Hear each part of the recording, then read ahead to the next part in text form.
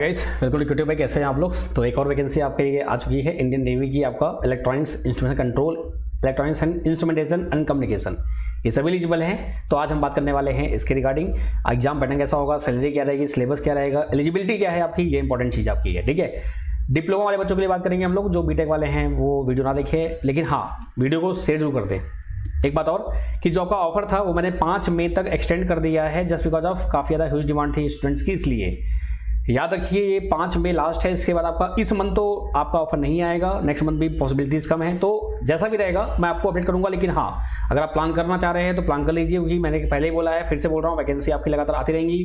ये वो वैकेंसी हैं जो एक्सपेक्टेड कम थी, वो आ रही है। 2022 में आई थी वैकेंसी ये वाली, ठीक है, फिर से आपकी आई हुई है। तो आइए चलिए बात करते हैं इसके बाद रिगार्डिंग। बाकी आरआरबी जी एलपी आपका फर्दर आने वाला है, लेकिन एग्जाम बहुत जल्दी हो जाते हैं, इसलिए आप पहले से प्रिपेयर रहिए अच्छे से, जो भी रहेगा। ठीक है, आइए बात करते हैं इसके रिगार्डिंग। पूरा जो भी रहेगा सब कुछ बताएंगे डिटेल में आपको अच्छे से। देखिए आपका इंडियन नेवी का है, as you know very well. आपका यहाँ पर नेवी 2023 आपका दिया है चार्ज मैन, यानी कि designed as a charge man, इसको आप बोल देते हैं, रिक्रूटमेंट ऑफ चार्ज मैन 2 आपका। ठीक है, बाकी आपका जो है ये online join Indian navy .gov.in आपका रहेगा, gov.in आपका जो होता है उसके थ्रू आपका रहेगा ये। ठीक है, बात करते हैं आपका जो वैकेंसीज हैं आपकी। यहाँ पर अगर बात करूँ मैं आपको, अगर आप दिख रहा होगा आपसे ध्यान से, तो देखो ध्यान से, यहाँ पे साफ साफ लिखा हुआ है electronics and instrumentation, electronics and communication, electronics and telecommunication, instrumentation control, communication engineering, ये जितने भी हैं ये सभी एलिजिबल हैं। कितने पोस्ट के लिए आपका, यहाँ से लेके यहाँ तक ये पूरे एलिजिबल हैं आपका। तो 11, 5, 16, 7, 23 और 11, 34 और 6, 40 पोस्ट आपकी ये हो गई। इंस्ट्रूमेंटेशन फिटर का अब यहाँ पे जो नाम दिया गया है आपका, जायरो फिटर आपका, रेडियो फिटर आपका, रडार फिटर आपका, सोनार फिटर आपका, इलेक्ट्रॉनिक्स फिटर आपका। ऑब्वियस सी बात है, जैसे भी आपने देखा सीआरपीएफ का सेम टू सेम ऐसा ही कुछ यहाँ पे भी कहानी है। नेवी की है, ऑब्वियस बात है, नेवी आप जानते ही हैं कि भाई पानी में आपका जब सबमरीन वगैरह हो गया आपका, या जो भी जहाज आपके होते हैं उनमें पूरा यूज होने वाला चीज़ें आपकी हैं, तो वही इन्होंने यहाँ पे लिखा हुआ है। फिटर है तो मतलब ये नहीं कि आपका आईटी होना चाहिए, यहाँ पे डिप्लोमा इन इलेक्ट्रॉनिक्स बोला गया है साफ साफ। डिग्री आपका पीसीएम में होगा चलेगा, फिजिक्स में है अगर तो भी चलेगा, केमिस्ट्री है तो भी चलेगा, मैथ है तो भी चलेगा आपका। ठीक है, या आपका डिप्लोमा रहे इलेक्ट्रॉनिक्स में, कम्युनिकेशन में, इंस्ट्रूमेंटेशन में, तो आप एलिजिबल रहोगे इन सभी पोस्ट के लिए जो 40 पोस्ट आपकी यहाँ पे दी हुई है इनके लिए। ठीक है, बात करते हैं इंस्ट्रूमेंट फिटर के लिए। तो यहाँ पर इलेक्ट्रॉनिक्स वाले, इलेक्ट्रॉनिक्स एंड इंस्ट्रूमेंटेशन वाले, INC वाले, इनके लिए 4 पोस्ट एक्स्ट्रा और आ गई है। कम्युनिकेशन वालों के लिए 4 पोस्ट ये नहीं है, यहाँ पे साफ साफ लिखा हुआ है। यहाँ पे देखो मैं अगर दिखाऊं यहाँ पे तो साफ साफ लिखा हुआ है कि इंस्ट्रूमेंट के लिए आपका या तो ओनली इलेक्ट्रॉनिक्स रहे, या इलेक्ट्रॉनिक्स एंड इंस्ट्रूमेंटेशन रहे, इंस्ट्रूमेंटेशन कंट्रोल रहे आपका, ये आपका है। ठीक है, तो याद रखिएगा इस चीज को। अच्छा, फर्दर आगे बढ़े तो आपका मशीनरी कंट्रोल के लिए भी आपका एक रहेगा, इलेक्ट्रॉनिक्स इंस्ट्रूमेंटेशन आपका, यानी कि 5 पोस्ट आपकी और हैं। तो 40 ये 4 44 और 5 49, लेकिन 49 में सभी कर सकते हैं। 49 में चाहे इंस्ट्रूमेंटेशन हो, चाहे कंट्रोल हो, चाहे कोई भी हो, आप सब फिल कर सकते हो। लेकिन 49 में से 9 आपकी जो है, 49 में से 9 में से जो आपकी हैं वो हैं कम्युनिकेशन वाले, फिल नहीं कर सकते। वो 40 बस आप कर सकते हो इसमें। ठीक है, क्लियर है ये बात, बताओ भाई, हाँ है ना, ऑल क्लियर ना, कोई दिक्कत तो नहीं है। हाँ, यहाँ पर आपका PWD के लिए भी यहाँ पे सुटेबिलिटी दी गई है कि भाई कौन कौन से आपके यहाँ पर डिसेबिलिटी अलाउ हैं। CRP में ऐसा नहीं था, वहाँ पे अलाउ आपका नहीं था। चलिए बात करते हैं आपका एज और आपका लिमिट जो आपका है, इसमें एज का काफी चल रहा मैटर, क्योंकि BARC में 24 साल था, 25 साल आपका, आई थिंक BARC में 24 साल, हाँ ऐसे ही है, मुझे देखना पड़ेगा। और मैंने बनाया वीडियो तो देख लीजिएगा आप उसको। 25 साल नहीं, 24 साल ही है, तो यहाँ 19-24 आपका, 25 साल आपका है CRPF में, और 25 आपका दिया हुआ है यहाँ पे भी। तो थोड़ा सा ये थोड़ा दुखद होता है, जो भी स्टूडेंट्स हमारे जनरल कैटेगरी से बिलोंग करते हैं और जो डिप्लोमा कर चुके हैं, लेकिन उनका एज जो है 25 से पार हो गया है, वो थोड़ा दिक्कत वाली बात है। बाकी 25 अगर आपकी एज है तो भाई उससे पहले आपका फॉर्म फिल कर सकते हैं बहुत अच्छे से, और आपके लिए बहुत अच्छी अपॉर्चुनिटी है, क्योंकि बहुत सारे स्टूडेंट जो काफ़ी ज़्यादा धाकड़ टाइप के होते हैं वो रेस से बाहर हैं। और इवन आप भी धाकड़ हो, ऐसा नहीं है, ये बस तो कि मैं आपको कम समझ रहा हूँ, ऐसा बिल्कुल नहीं है। जो बच्चे डिप्लोमा में तैयारी करते रहते हैं, जस्ट डिप्लोमा पास होते हैं, उनके हाथ में जॉब होती है, तो वो सबसे धाकड़ होते हैं। ठीक है, तो चलिए आते बात करते हैं यहाँ पर।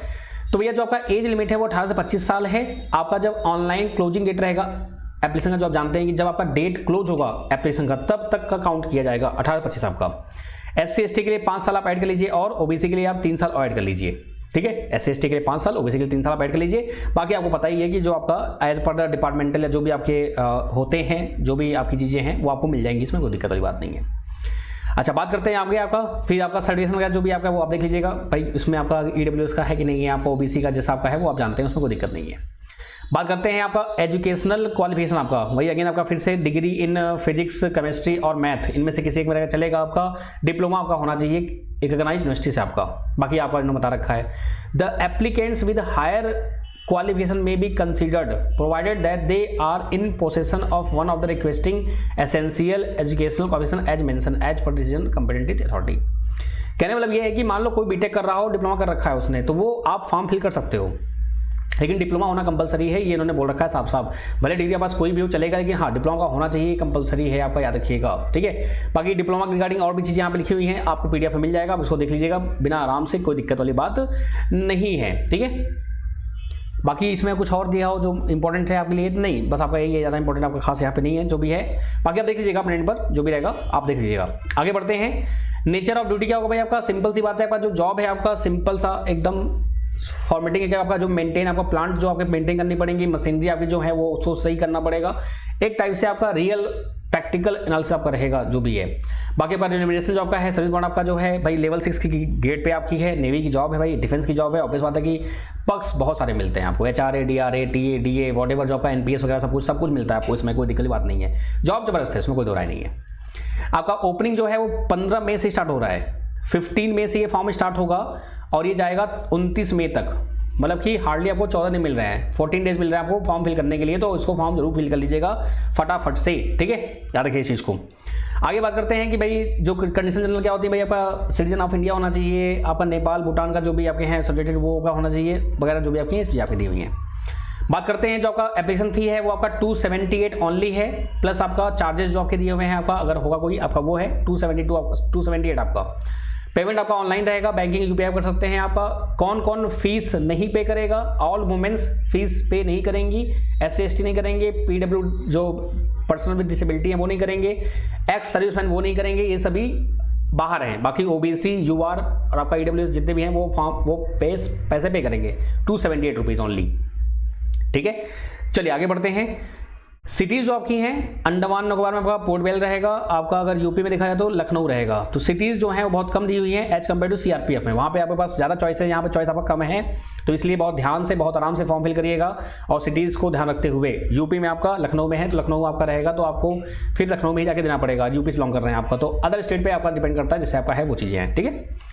चलिए आगे बात करते हैं कि अगर आपका एसेंशियल आपका मीट नहीं कर रहा है तो आप एलिजिबल नहीं हैं, फॉर्म फिल नहीं किया अच्छे से आपने तो एलिजिबल नहीं है आप। फॉर्म फिल मतलब कि आधा किया आधा नहीं किया, कई बार ऐसा हो चुका है, कई स्टूडेंट्स आते हैं नेट पे फॉर्म फिल करने, वहाँ पर वो नेट जो साइबर वाले होते हैं वो फॉर्म पूरा नहीं फिल करते, आधा फिल कर देते हैं, प्रिंट आउट दे देते हैं निकाल के वो, और हमको लगता है फॉर्म फिल हो गया। ऐसा बिल्कुल नहीं है, बहुत ध्यान से अच्छे से प्रॉपर्ली देखिएगा फॉर्म फिल का, यानी कि पेमेंट हुआ कि नहीं हुआ है, पेमेंट नहीं लग रहा तो कोई बात ही नहीं है, फिर तो आपका कोई दिक्कत ही नहीं है, तो ध्यान से फॉर्म फिल करिएगा। ये सारी कंडीशंस हैं जिससे आपको रिजेक्ट कर सकते हैं। जो आपका डेट ऑफ एग्जामिनेशन है उन्होंने भी डिस्क्लोज नहीं किया हुआ है, तो पॉसिबिलिटी पूरी है कि जून लास्ट या जुलाई में आपको ये डेट एग्जाम मिलने वाली है। और ये कहाँ मिलेगा आपका, ज्वाइन indiannavy.gov.in पे, और मैं भी आपको बताऊंगा जब डेट आपकी इसकी अनाउंस होगी। तो डेट अभी नहीं दी हुई है, अच्छी बात ये है, तो आप आराम से तैयारी कर सकते हैं बिना दिक्कत के, आराम से नहीं, थोड़ा फास्ट, आराम से नहीं। आगे बढ़ते हैं। बाकी आपका इंपॉर्टेंट में जो भी है कि आपका कैरी जो आईडी आपका जब आप एग्जाम देने जाएंगे तो वहाँ पे आपके पास आईडी कार्ड होना चाहिए प्रॉपर ढंग से, जो भी आपकी गवर्नमेंट ऑफ इंडिया ने आपको इशू किया हुआ है वो आपका। अब आते हैं मेन मोड ऑफ सिलेक्शन पे, इंपॉर्टेंट बात ये है। तो देखिए मोड ऑफ सिलेक्शन क्या होता है, पहले आपका screening. Indian Navy will screen all applicant register online as per the eligibility criteria and terms and conditions specified by this one, merely does not automatically entitle the call for the online test. यानी कि पहले आपका screening होगा, अगर आपने देखा हो अभी आपका तो IPR का और इसका जो आपका एग्जाम हुआ था उसमें पहले आपका वो आया था, लिस्ट आई थी, उसके बाद आपका रिटन टेस्ट हुआ था। तो वैसे कुछ यहाँ पे होगा। स्कीम ऑफ जो आपका एग्जामिनेशन है, जैसे आपका 100 मार्क्स का होगा, एज यू नो 100 मार्क्स का क्वेश्चन आपका रहेगा, MCQ बेस्ड रहेगा आपका, जिसमें आपका 50 आएगा जो आपकी पोस्ट है जिसपे आपने अप्लाई किया है उसके रिगार्डिंग आएगा, और 50 आपका नॉन टेक आएगा। नॉन टेक में आपका रीजनिंग आएगा, न्यूमेरिकल एप्टीट्यूड आएगा, इंग्लिश आएगा, और आपका जनरल अवेयरनेस 20 मार्क्स का आएगा। तो 100 मार्क्स एक बार आपका है तो हार्डली वही 2 घंटे में 100 मार्क्स आपको करने होंगे, जैसा होता आया है, जैसा नॉर्मली होता है आपका, ठीक है। जो का सिलेबस दिया हुआ है, नॉन टेक का सिलेबस पूरा दिया हुआ है आपको। इंटेलिजेंस में क्या आएगा, अवेयरनेस में क्या आएगा, इंग्लिश में क्या आएगा, एप्टीट्यूड में क्या आएगा, और नॉलेज ऑफ ट्रेड जो आपका है उसमें क्या दिया हुआ उन्होंने, the test include questions relating to trade post as per the essential and desirable qualification required and job description specified. यानी कि प्रॉपर जो तरीके से आपका सिलेबस है वो आपके जॉब ओरिएंटेड रहेगा, जैसे कि अगर मैं बताऊं आपको जॉब ओरिएंटेड मतलब कैसे कि भाई मान लो अगर आपका फिटर है, जैसे कि आप सोनार से हैं, रडार से आपके हैं, तो मोस्टली देखो जितने भी आपके हैं, जाइरो आपका हो गया, ये माइक्रोवेव डिवाइस आपका होता है भाई साहब, ये रेडियो आपका कम्युनिकेशन ऑब्वियस बात है, रडार कम्युनिकेशन, सोनार कम्युनिकेशन, इंस्ट्रूमेंट में आपका जो इंस्ट्रूमेंट आप यूज करते हैं उसके लिए आपका हो जाएगा। तो मोर और लेस आपका सिलेबस जो आप पढ़ते आ रहे हैं वही रहेगा, उसमें ऐसा नहीं कि कुछ नया पढ़ने वाला है, पर आपको उसको रिकॉल करना है, रिवाइज करना, दैट्स इट, और कुछ नहीं। ठीक है, चलिए बाकी आगे बात करते हैं हम लोग, क्या बचा हुआ फर्दर आपका यहाँ पर। आपका ऑलमोस्ट सब हो गया है। हाँ, बाकी कुछ दिक्कत आपको आती है तो ये हेल्पलाइन नंबर दिया हुआ है, ये आपका हेल्पलाइन नंबर दिया हुआ है, इसको आप आराम से कांटेक्ट कर सकते हैं, ये आपका हेल्पलाइन नंबर है। ठीक है, तो कोई भी दिक्कत अगर आपको आती है रिगार्डिंग एनीथिंग, आप यहाँ पर कांटेक्ट कर सकते हैं बिना किसी दिक्कत के। बाकी लास्ट डेट आपकी जो है वो 29 मई है, टिल 11 बजे तक है, उससे पहले फॉर्म फिल कर लीजिएगा, बिल्कुल भी बिना किसी टेंशन के। ठीक है, अच्छी वैकेंसी है, 48 मतलब कि ऑलमोस्ट 49-50 वैकेंसी आपकी हैं, तो 146 आपका सीआरपीएफ में, 150 आपका यहाँ पे, तो 200 क्वेश्चन, 200 क्वेश्चन कह रहा हूँ, 200 आपके ये हो गए, प्लस बीआरसी में आपका 150 प्लस आपको मान लीजिए। ठीक है, 156-57 आपकी हैं, तो 200, 300, 350, 400 वैकेंसी आपका हाथ में है अभी। इसको हाथ से जाने मत दीजिएगा बिल्कुल भी, कहीं ना कहीं आपका सेट होगा अच्छे से, अच्छी वैकेंसीज हैं, इनको आप बिल्कुल, अभी तो इसरो भी आपका जो बचा हुआ है वो भी आपका। ठीक है, आपका सिलेबस वही मैंने आपसे कहा एज पर द नॉर्म्स रहेगा हर चीज, और प्रॉपर्ली मैंने पहले ही बोला है, फिर से बोल रहा हूँ, ऐप पर मैं प्रॉपर्ली गाइड करूंगा आपको। तो कम्युनिकेशन आपको पढ़ना ही पढ़ना है, कम्युनिकेशन तो आपको छोड़ना ही नहीं है, तो अभी आप कम्युनिकेशन फटाफट खत्म कर लो ऐप से, जितना भी है, एडीसीएल हो गया, बेसिक लेटर हो गया, माइक्रोप्रोसेसर हो गया आपका, ये सब जितना भी है, डीसन आपका हो गया, ये पार्ट हो गया, EFT ये हो गया आपका पार्ट, ये तो करना ही करना आपको है, तो इसको आप आराम से कर लीजिए बिना किसी दिक्कत के, बहुत आराम से। मैं फिर से बता रहा हूँ, एग्जाम ओरिएंटेड पढ़ना है आपको, तो ये तो आपको करना ही करना है, और ये अदर एग्जाम्स भी काम आता है बहुत ज़्यादा, तो आपको पढ़ना ही पड़ेगा चाहे कुछ भी हो जाए। ठीक है, बाकी ऐप पे मैं इसका अलग से बना के लोगों आपको बता दूंगा कि क्या पढ़ना क्या नहीं पढ़ना है। क्लासेस आपके रिकॉर्डेड अवेलेबल हैं, बाकी जो नहीं हुए हैं वो आपके लाइव होंगे, बाकी क्वेश्चन पेपर आपका यूट्यूब पे भी होगा और आपका ऐप पे भी होगा, दोनों जगह होगा आपका। ऐप पर आपको फिर आपको एक्स्ट्रा पीडीएफ दी आती है, पेड क्लासेस में आपको एक्स्ट्रा पीडीएफ, जिसको आप पढ़ के आराम से एग्जाम में सेलेक्शन ले सकते हैं। इसलिए ऐसे मौके बाबा नहीं आते हैं। मैं फिर से बोल रहा हूँ, 23 में वैकेंसी बहुत सारी आने वाली हैं, बस करना क्या है, वो क्यूटेक अग्निश पांडे ये आपका ऐप का नाम है, इसको आप इंस्टॉल करिए बिंदास तरीके से। यहाँ कोर्सेज जाएंगे, कोर्सेज आपको मिल जाएगा यहाँ पे, इलेक्ट्रॉनिक मास्टर कोर्स मिल जाएगा आपको यहाँ पर। ठीक है, डेमो के लिए अवेलेबल है, डेमो आप देखिए आराम से बिना किसी दिक्कत के। अभी ऑफर चल रहा है, 5 मई तक ऑफर है ये, कहाँ तक, 5 मई तक ऑफर है, आप आराम से ज्वाइन करिए। अगर नए हैं तो न्यूटन कोड लगाइए, अगर पुराने आप हैं तो रिन्यू 15 कोड लगा के आप 15% डिस्काउंट पा सकते हैं, और न्यू है तो न्यूटन कोड लगा डिस्काउंट पा सकते हैं आप। क्यूटेक नाम से आपका ऐप है, इसको जरूर डाउनलोड कर लीजिए प्ले स्टोर से। ठीक है भाई, पेमेंट करने के लिए 12 मंथ चाहिए, 6 मंथ चाहिए, 3 मंथ चाहिए, आपने चूज करना है। फिर यहाँ पे अप्लाई कूपन का ऑप्शन आएगा, अप्लाई कूपन आपका new 10 for the new user और renew 10 for the old user, आप लगाइए, आपका कूपन जो होगा वो सक्सेसफुली आपका अप्लाई हो जाएगा। आराम से आप फीस पे करिए और एंजॉय करिए लेक्चर्स को, सब कुछ दिया हुआ है यहाँ पर, EMFT दिया हुआ है आपका, डिजिटल दिया हुआ है आपका, माइक्रोकंट्रोलर दिया हुआ है, डीसीएल दिया है, कम्युनिकेशन दिया हुआ है आपका, सी लैंग्वेज अभी आपका नहीं हुआ है, ये भी आपका पूरा अच्छे से नहीं हुआ है अभी आपका, ये कंप्लीट पूरा आपका है, ये नहीं हुआ है, जो भी नहीं हुआ है वो दिख जाएगा आपको साफ साफ कि हाँ भैया ये नहीं हुआ, ये हुआ है। ठीक है, तो आराम से उसको आप आराम से एंजॉय करिए, क्लास से एकदम अच्छे से पढ़िए, ये बहुत जरूरी है, नहीं तो दिक्कत हो जाएगी। याद रखिए आप, भाई कोई दिक्कत आती है नंबर दिया हुआ है, you can ask to anything, जो भी आपको दिक्कत आती है मैसेज करिए व्हाट्सएप पे, मैं आपको रिप्लाई कर दूंगा। Thank you so much guys. बाकी क्लास जो आपकी ये है, इसको अगर आपको लगा हो कि हाँ आपके लिए हेल्पफुल है या दोस्त के लिए हेल्पफुल है, तो इसको लाइक शेयर एंड सब्सक्राइब जो करिए चैनल को आपको। ठीक है, मैंने क्या बोला है, इलेक्ट्रॉनिक्स की वैकेंसी कहीं से कुछ भी आएगी, मैं हूँ, सब बताऊंगा मैं आपको, आप टेंशन मत लो, बस आप तैयारी रखो जोर जोर से। ठीक है, चलो मिलते हैं, बाय बाय, टेक केयर, ध्यान रखिए अपना, हंसते रहिए, मुस्कुराते रहिए।